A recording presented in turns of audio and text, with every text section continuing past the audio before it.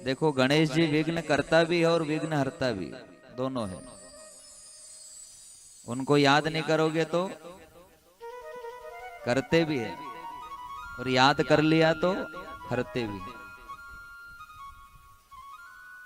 उसे याद करके ही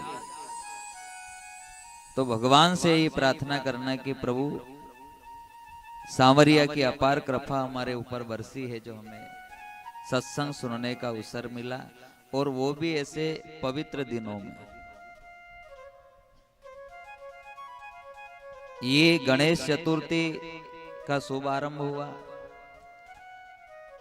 अब यूं समझ लेना कि ये एक सीजन आ गया कृपा का। काई का सीजन आ गया? कृपा का सीजन। कथा तो 12 ही महीना होती है, लेकिन कोई ऐसा योग बैठ जाता है कि उसमें जब सत्संग सुनने का अवसर मिले तो फिर एक आनंद अलग हो जाता है। अब श्री गजानन गणपति महाराज इधर हड़ताल थी, और जब ऐसे अवसर में जब सांवरिया ने सत्संग का अवसर भी मिला दिया, तो ये तो उसकी बहुत बड़ी कृपा हो गई। ये संगम हो गया आपके गांव में। क्या हो गया? संगम। तो भगवान से यही प्रार्थना करना कि जिस प्रकार हड़ताल तीज और भागवत ज्ञान गंगा, गणेश चतुर्थी और भागवत ज्ञान गंगा का संग हुआ, उसी प्रकार इस सत्संग का फल ये देना कि बुढ़ापे में हमारा संग भी भगवान से हो जाए। ऐसी कृपा हमारे ऊपर बरसाना, भगवान से हमारा संग हो जाए, ऐसी कृपा बरसाना। आइए, आज श्रीमद् भागवत कथा का तृतीय दिवस है। जो भी आसपास गांव से आए, आसपास क्षेत्र से आए, सभी भक्तों के चरणों में हमारा प्रणाम जय श्री कृष्णा स्वीकार करें। गांव माकड़िया के भी जितने भक्त यहाँ विराजमान है, इस पवित्र भूमि को हम प्रणाम करते हैं। सभी पितृ पूर्वजों को प्रणाम करते हैं कि आप सब भी आए, अपना स्थान ग्रहण करें और कार्य को सफल बनाए। इसी के साथ में आज श्री गजानन गणपति महाराज का ध्यान करते हुए भगवान से यही प्रार्थना करें कि हे प्रभु, हमारे पूर्वज, हमारे पितृ अगर कहीं नरक में भी अगर बैठे हैं या कोई अधोगति में है, अकाल मृत्यु में है, तो आज की कथा का फल उन्हें मिल जाए और उनका मोक्ष हो जाए, उनको अपने चरणों में जगा दे। ऐसी कृपा आज की कथा में बरसा। और कथा के शुरुआत में आपसे कहा था कि घर के जितने भी झंझट है नहीं, सबको घर पर छोड़ना, क्योंकि ये जो मन है नहीं, ये बड़ा चंचल है। इस मन को बार बार समझाना है। ऐसा नहीं कि अपने ही मन में पाप आवे नहीं। कथा में बताया है कि पाप तो गोपियों के मन में भी आता था। वृंदावन में जो गोपियां है, दिन रात भगवान का भजन करे, उन भक्तों के मन में भी पाप आता था, क्योंकि मन का स्वभाव ही ये है। लेकिन ये सत्संग हमें यही तो गुण देता है कि जब भी आपके मन में पाप आवे तो आप विचार करो कि मैं क्या सोच रहा हूं, मेरा मन मुझे गलत रास्ते पर तो नहीं ले जा रहा। और अगर ले जा रहा है तो मन को यही कहना है, चलो मन वृंदावन घूमियावा, चलो मन वृंदावन घूमियावा, चलो मन वृंदावन घूमियावा, चलो मन वृंदावन घूमियावा, चलो मन वृंदावन फिरियावा, चलो मन वृंदावन फिरियावा, चलो मन वृंदावन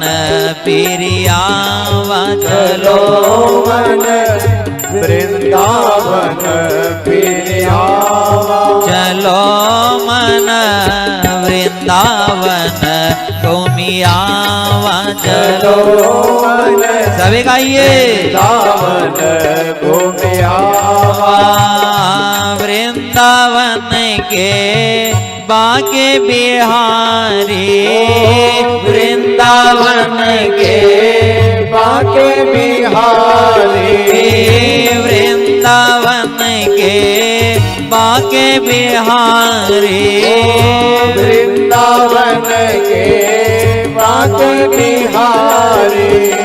राधा से मिलिया चलो मन वृंदावन घूमिया चलो मन वृंदावन घूमिया।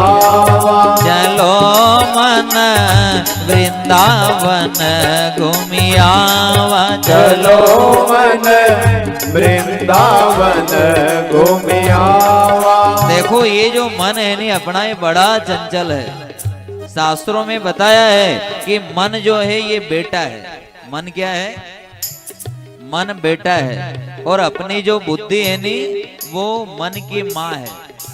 इतनी माताएं बहनें यहाँ बैठी है, आपका बालक अगर किसी पड़ोसी के घर से कोई खिलौना चोरी करके लिया है तो एक माँ का क्या धर्म बनता है?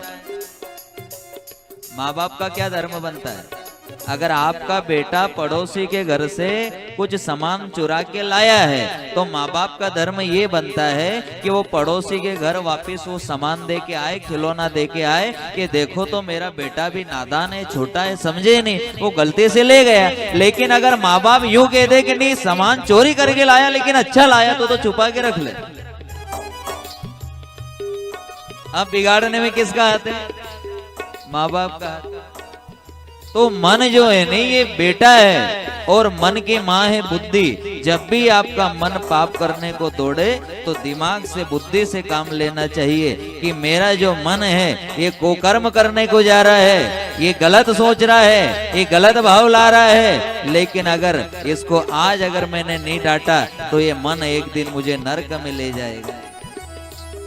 जब भी मन पाप करने को दौड़े, भाव ऐसा बनाना कि मन से यही कहना, आप में से वृंदावन कौन कौन गया रमण रेती में?